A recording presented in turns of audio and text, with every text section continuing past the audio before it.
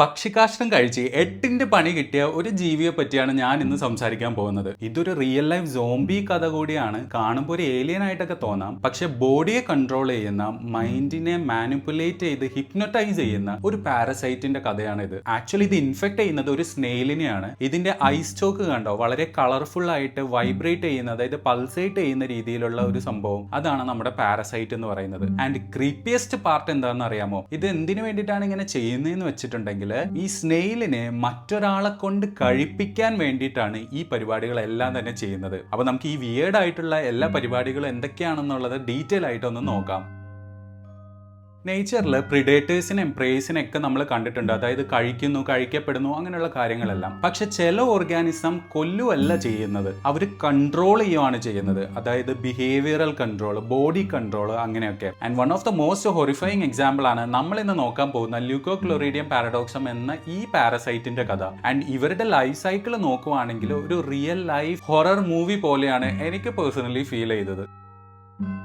Usually ഒരു ഒച്ചിന്റെ ജീവിതം എന്ന് പറയുന്നത് വളരെ കോംപ്ലിക്കേറ്റഡ് ഒന്നുമല്ല, വളരെ സിമ്പിൾ ലൈഫാണ്. അവർ ഡാർക്ക് ആയിട്ടുള്ള, മോയിസ്റ്റ് ആയിട്ടുള്ള, കുറച്ച് ഹ്യൂമിഡ് ആയിട്ടുള്ള സ്ഥലങ്ങളിലൊക്കെ ഫുഡൊക്കെ തേടി അങ്ങനെ നടക്കുന്നു. പ്രിഡേറ്റേഴ്സിൽ നിന്നൊക്കെ എസ്കേപ്പ് ചെയ്യാൻ വേണ്ടിയിട്ട് ആരുടെയും കണ്ണിപ്പെടാതെ അങ്ങനെ നടക്കുന്നു. അങ്ങനെയാണ് അവരുടെ ജീവിതം എന്ന് പറഞ്ഞിട്ടുണ്ടെങ്കിൽ. പക്ഷെ ഒരു ദിവസം ഇവര് പോയിട്ട് ബേർഡ് പൂപ്പ് കഴിക്കുന്നു, അതായത് പക്ഷിയുടെ കാഷ്ടം കഴിക്കുന്നു. അതിൽ നിന്ന് ഇവരുടെ ശരീരത്തിനകത്തേക്ക് ഈ പാരസൈറ്റിന്റെ എഗ്സ് കയറുന്നു. അവിടെ മുതലാണ് ഇവർക്ക് 8ന്റെ പണി കിട്ടി തുടങ്ങുന്നത്. ഈ പാരസൈറ്റിന്റെ എഗ് സ്നെയിലിന്റെ ശരീരത്തിനകത്ത് കയറി കഴിഞ്ഞാൽ എന്താ സംഭവിക്കുക? അത് ഹാച്ച് ചെയ്തിട്ട് അതൊരു ലാർവയായിട്ട് മാറുകയാണ് ചെയ്യുന്നത്. ആൻഡ് അത് ഈവൻ ദോ ഇവർ കഴിച്ചിട്ടുള്ളതാണെങ്കിലും ഇവരുടെ സ്റ്റൊമക്കിനെ, സ്നെയിലിന്റെ സ്റ്റൊമക്കിനെ അല്ല ഇത് ഇൻഫെക്ട് ചെയ്യുന്നത്, ഇവരുടെ ഐ സ്റ്റോക്കിനെയാണ്. അതായത് ഇവരുടെ ശരീരത്തിനകത്തേക്ക് ഐ കണക്ട് ചെയ്തിട്ടുള്ള ഒരു ടെൻഡിക്കിളാണ് ഐ സ്റ്റോക്ക് എന്ന് പറഞ്ഞിട്ടുണ്ടെങ്കിൽ. അവിടേക്ക് മൈഗ്രേറ്റ് ചെയ്യുന്ന ഇവരെ അവിടെ വെച്ച് നന്നായിട്ട് വളർന്ന് ഒരു പൾസേറ്റിംഗ് ആയിട്ട്, ഒരു വൈബ്രന്റ് ആയിട്ടുള്ള ഒരു രീതിയിലേക്ക് മാറാണ് ചെയ്യുന്നത്. അപ്പം ഇവരെ കണ്ടു കഴിഞ്ഞിട്ടുണ്ടെങ്കിൽ ഒരു പുഴുവിനെ പോലെ, ഒരു ഞൊളക്കുന്ന പുഴുവിനെ, തുള്ളിക്കളിക്കുന്ന പുഴുവിനെ പോലെയാണ് നമുക്ക് കാണുമ്പോൾ തോന്നുന്നത്. ആൻഡ് എക്സാക്ട്ലി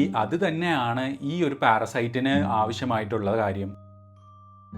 ഇവരുടെ ബോഡി കൺട്രോൾ ചെയ്യുന്നത് നമ്മൾ കണ്ടു, പക്ഷെ ബോഡി മാത്രമല്ല ഇവരുടെ മൈൻഡ് കൂടി ഇവരെ ഹിപ്നോട്ടൈസ് ചെയ്യുന്നുണ്ട്. അതായത് ഒരു ഹെൽത്തി സ്നെയിൽ എന്താണ് ചെയ്യുന്നത്? നമ്മൾ നേരത്തെ പറഞ്ഞ പോലെ തന്നെ ഒരു ഡാർക്ക് ആയിട്ടുള്ള, ഒരു വെറ്റ് ആയിട്ടുള്ള എൻവയൺമെന്റിൽ പ്രിഡേറ്റേഴ്സിൽ നിന്നെല്ലാം എസ്കേപ്പ് ആയിട്ട് അവർ ജീവിക്കുകയാണ് ചെയ്യുന്നത്. പക്ഷെ ഒരു ഇൻഫെക്റ്റഡ് സ്നെയിൽ എന്താണ് ചെയ്യുന്നത്? അവര് വളരെ എക്സ്പോസ്ഡ് ആയിട്ടുള്ള ഏരിയാസിലേക്ക്, അതായത് വെളിച്ചമുള്ള ഏരിയാസിലേക്ക്, ഓപ്പൺ ആയിട്ടുള്ള പ്ലേസിലേക്ക് അവർ മൂവ് ചെയ്യാണ് ചെയ്യുന്നത്. അതെന്തിനു വേണ്ടിയിട്ടാണ്? പാരസൈറ്റിന് ഇപ്പൊ അറ്റൻഷൻ വേണം. സ്നെയിലിനെ പ്രിഡേറ്റേഴ്സ് ഡിസ്പ്ലേ ചെയ്യുന്ന രീതിയിലുള്ള ഒരു സംഭവമാണ് ഇവിടെ നടക്കുന്നത്. അതായത് ഒരു ബേർഡിന്റെ പെർസ്പെക്റ്റീവിൽ നോക്കുകയാണെങ്കിൽ ഈ വൈബ്രേറ്റ് ചെയ്യുന്ന, വളരെ കളർഫുൾ ആയിട്ടുള്ള ഈ തുള്ളി കളിക്കുന്ന കുഞ്ഞിപ്പുഴ ഉണ്ടല്ലോ, അത് വളരെ ജ്യൂസി ആയിട്ടുള്ള ഫുഡ് ആയിട്ടല്ലേ അവർക്ക് തോന്നുക. അപ്പോൾ ഇവര് വന്നിട്ട് അറ്റാക്ക് ചെയ്യാണ് ചെയ്യുന്നത്, സ്നെയിലിനെ അറ്റാക്ക് ചെയ്യുന്നു. ഇവിടെ സംഭവിക്കുന്നത് സ്നെയിലിന്റെ മൊത്തത്തിൽ കഴിക്കുന്നില്ല, പക്ഷെ ആ ഒരു പാരസൈറ്റ് ഇൻഫെക്റ്റഡ് ഏരിയ മാത്രമായിരിക്കും മോസ്റ്റ് പ്രോബബ്ലി ഇവർ കഴിക്കുന്നുണ്ടാവുക. ഇത് തന്നെയാണ് ഈ പാരസൈറ്റിന് വേണ്ടത്. ബിക്കോസ് ഇതിന്റെ പുറകിലും ഒരു വിയേർഡ് ആയിട്ടുള്ള റീസൺ ഉണ്ട്.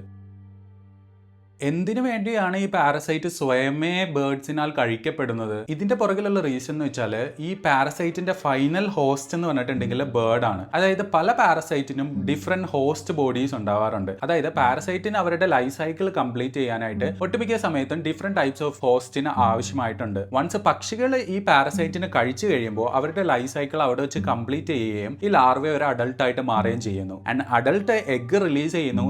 എഗ് ബേർഡിന്റെ പൂപ്പ് വഴി പുറത്തേക്ക് ാണ് ചെയ്യുന്നത്. അത് മറ്റൊരു സ്നെയിൽ കഴിക്കുമ്പോൾ അങ്ങനെ ആ സ്നെയിലിന് ഇത് ഇൻഫെക്റ്റഡ് ആവുകയാണ് ചെയ്യുന്നത്. പക്ഷെ കഴിഞ്ഞിട്ടില്ല, വിയേർഡ് ആയിട്ടുള്ള കുറച്ച് കാര്യം കൂടി ഉണ്ട്. അതായത് നേരത്തെ സ്നെയിലിനെ മൊത്തത്തിൽ കഴിച്ചില്ല എന്ന് പറഞ്ഞില്ലേ, പല സമയങ്ങളിലും അവരുടെ ഐ സ്റ്റോക്ക് വീണ്ടും റീഗ്രോ ചെയ്ത് വരാനായിട്ടുള്ള ഒരു ചാൻസ് ഉണ്ട്. അപ്പൊ ഈ റീഗ്രോ ചെയ്ത് വരുമ്പോഴത്തേക്കും വീണ്ടും സ്നെയിലിന് ഈ പാരസൈറ്റ് വന്ന് ഇൻഫെക്ട് ചെയ്യാനും വീണ്ടും ഈ ഒരു പ്രോസസ്സ് കണ്ടിന്യൂ ചെയ്യാനുമായിട്ട് പാരസൈറ്റിനെ ഹെൽപ്പ് ചെയ്യും. അതായത് ഒരു റീയൂസബിൾ സോംബി പോലെയാണ് ഈ പാരസൈറ്റ് ഈ സ്നെയിലിനെ യൂസ് ചെയ്യുന്നത്. നേച്ചർ ഇതുപോലെ ഫുള്ള് മാനിപ്പുലേഷൻ ആണ്. മൈൻഡിനെ കൺട്രോൾ ചെയ്യുന്നു, ബോഡീനെ കൺട്രോൾ ചെയ്യുന്നു. ആൻഡ് ഈ ഒരു സോംബി പാരസൈറ്റ് എന്ന് പറയുന്നത് വൺ ഓഫ് ദി എക്സാമ്പിൾ മാത്രമാണ്. ഇതിലും ഹൊറിഫയിങ് ആയിട്ടുള്ള പല പല സ്റ്റോറീസ് നമ്മളുടെ നേച്ചറിൽ നടക്കുന്നുണ്ട്. ആൻഡ് അതുപോലൊരു സ്റ്റോറി ആയിരിക്കും നെക്സ്റ്റ് വീഡിയോയിൽ നമ്മൾ പറയാൻ പോകുന്നത്. അപ്പോൾ സബ്സ്ക്രൈബ് ചെയ്ത് വെക്കുകയാണെങ്കിൽ നിങ്ങൾക്ക് കൂടുതൽ വീഡിയോസ് കാണാൻ പറ്റും. ആൻഡ് വീഡിയോ ഒന്ന് ലൈക്ക് ചെയ്യുക. അതുപോലെ നിങ്ങൾക്ക് ഇതുപോലെയുള്ള ടോപ്പിക്സ് എന്തെങ്കിലും സംസാരിക്കണം എന്ന് സജഷൻസ് ഉണ്ടെങ്കിൽ നിങ്ങൾ കമന്റ് ചെയ്യുകയും കൂടി ചെയ്യുവാണെങ്കിൽ കൂടുതൽ ഹാപ്പി ആവും.